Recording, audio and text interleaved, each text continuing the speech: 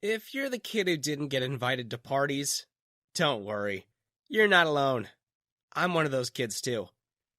I was pretty nerdy back then. I tinkered a lot with computers and gadgets. I was into comics and anime, and I played D&D with my friends. And we got picked on for all of those. I kinda feel a bit bitter about that, because nowadays all those things that made us nerds are suddenly cool. Now it's the geeks and the nerds and the people who weren't like everyone else that people admire. And I sometimes wish I grew up in a world like that. Maybe it was because we were made fun of that we grew up to be strong.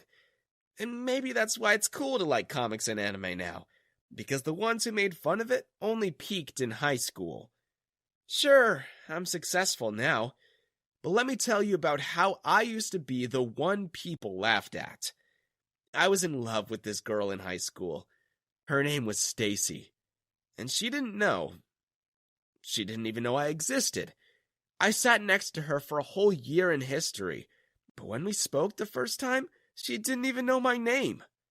I was walking to school when I saw someone getting picked on by the side of the road. There were 3 girls who were from another school, and they were ganging up on a girl from my school. I immediately came to her rescue. Stop that! I pushed the girls off of her and helped the girl up to her feet. You okay? I'm Brian. We go to the same school. And then I saw her face. It was Stacy. I turned about as red as a beet, and I immediately let go of her hand from embarrassment. She smiled. I'm okay. Thank you, Brian. I thought I was rescuing her, but I soon realized I was the one who would need rescuing. The 3 girls were taller and stronger than me, and they were loud. Mind your own business, Squirt! Yeah, get out of here before I knock the air out of you! You want to fight? You think you can take me? I was really scared, so I did the only thing I knew how to do. I screamed for help. I know. That was pretty lame. But at least an officer saw us and they started running towards us. The girls from the other school panicked and they ran, but not before they dumped their iced lattes on my head. So, we got out of there alive, and Stacy and I talked on the way to school. It turned out she used to go to their school, and she was tormented so much by those girls that she had to transfer. I could hardly believe my ears. She was so popular at our school that I couldn't imagine her being an outcast. Stacy and I became friends, but our worlds were very different. My friends were always excited to hang out with her, and her friends avoided being around me as much as possible. Why are you even friends with that guy? Yeah, you do realize he's a nerd, right? If people keep seeing you around him, I'm sorry, girl, but that's gonna be the end of your social life. But he's my friend, and he saved me. We would have saved you too. Yeah, but just because he saved you doesn't mean you have to hang out with him. It'll make you an outcast. I guess that word triggered her, and eventually Stacy's friends won that tug of war.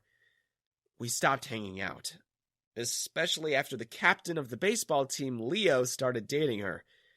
He even cornered me one time and locked me in the janitor's closet to make sure I kept my distance. Stacy changed a lot after that. She became mean and shallow. She became just like those girls that tormented her at her old school.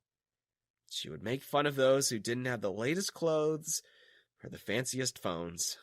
She even cut another girl's hair in front of everyone because she said she copied her hairstyle. But even after all that, I still had a huge crush on her. So when she invited me to a party, I was eager to jump at the chance. I invited my friends too, but none of them wanted to go. If I were you, I'd stay away from that group. Yeah, man, you know they're trouble. But I didn't heed their warning. And that night, I found myself at Stacy's house. And nobody else was there except for her 2 mean girlfriends. and the whole baseball team. They were all dressed up in medieval clothing. The boys were in armor and in robes. One of Stacy's girlfriends was wearing something that reminded me of Tinker Bell. Wow, you guys are going all out. I didn't know it was going to be a costume party. Stacy giggled. So sorry, I totally forgot to tell you. I don't remember much after that. All I know is that Stacy handed me a drink, and I was so nervous that I downed it in one. The next thing I knew, I was somewhere cold, and my wrists were sore. I looked up and saw that I was cuffed. My arms were in the air, held up by chains that were dangling from the ceiling. And then I noticed the ceiling. It was made of old stone, just like the walls. I looked around me and realized I was in a dungeon. A literal hundreds of years old dungeon. He's awake. Perfect. Stacy was sitting in a dark corner. Mindy, who was dressed as Tinkerbell, appeared behind her. So, our princess is back with us. I gave a nervous chuckle.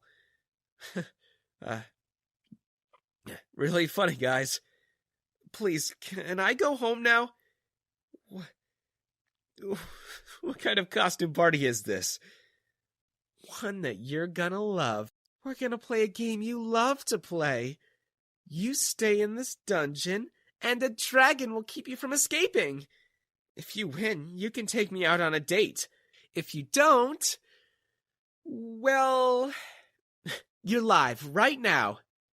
She showed me her phone, and I saw the hundreds of people taking bets on whether or not I'd make it out there. Stacy's boyfriend Leo was dressed up as the dragon. And as if my humiliation wasn't enough, they dressed me up in a frilly pink princess gown. I tried to slip out of the chains, but every time I moved even a muscle, Leo would slap me. Who's gonna save you now, nerd? Who would ever want to rescue a gross, stinky nerd like our princess? She said that all to the camera, and seconds later the door to her house burst open, and I saw my friends. They looked ridiculous. Duke was dressed up as a wizard with a towel for robes, and Lance was brandishing a broom around like a sword. Stacy's livestream went bananas. Everyone was beyond excited to see that showdown. But it was over in a second. Turns out Duke and Lance knew self-defense. And all those weekends of live-action role-playing and pretending to be knights and wizards really helped. The whole baseball team was on the ground before Stacy could even scream for help. I was rescued out of there by my two best friends. And they even won a bit of cash, because they bet on me getting out of there. In the end, my friends and I had a blast. Well, Duke and Lance had a blast showing the jocks who's the boss. I mainly just stood there in a princess dress chained to the wall. The school didn't find it funny, though. All three of us were expelled the next week after the baseball team ratted on us for something that they started. But of course, the school only listened to the jocks. I didn't mind it, though. School wasn't really for me. And besides, thanks to that long break, I realized I loved DJing. I played around with one of my dad's old equipment in the garage and started uploading videos. Pretty soon, I started getting subs. My friends and I would meet every Friday to play D&D, and I would play some beats as the soundtrack for our tabletop adventures. That series of videos blew up, and people started hiring me for their birthdays and weddings. And then I hit the big time. I got into a tiny music festival out of town, and out of sheer luck, a producer was there as well. He signed me up with his label a month later, and everything else was history. Nowadays, I live in a glass house by the sea, and people wait for months just to buy tickets to my shows. One time, Stacy and her friends even DM'd me and asked me if I could give them tickets. They told me they were huge fans, and that they were proud that they went to school with me. I responded by telling them that they should go watch a baseball game instead. And the very next day, I mentioned their names in an interview where I told the interviewer the stories of them tormenting me in high school. Needless to say, they got canceled. I used to be the kid who they made fun of and never invited to parties. Now I throw the sickest parties. When I DJ, everyone goes nuts, and people line up just to be at my parties. I'm still a nerd, but now I'm filthy rich. My house is filled with retro arcades and all the consoles imaginable. I have an entire room filled with collectibles, and another room that's just statues of superheroes and anime characters. We have game nights and LAN parties every week. Duke and Lance and I still play D&D on Fridays. I fly them down to my place on my private jet. So many people want to join our games. Now, it's not just the three of us anymore. Now, we play with movie stars and models and celebrities. You might even see a game or two of ours on YouTube.